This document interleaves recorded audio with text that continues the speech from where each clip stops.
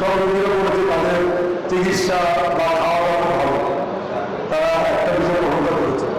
হ্যাঁ, আমাদের আর পরিষ্কার পরিচ্ছন্ন হবে।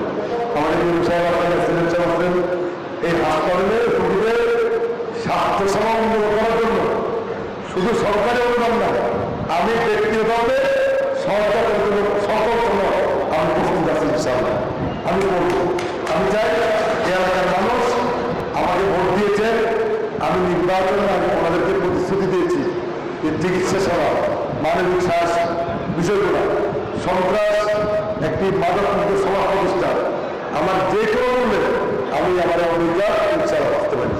তবে আপনাদের সবাই সহযোগিতা চাই। আমি বিশ্বাস করি যদি আপনারা সবাই সহযোগিতা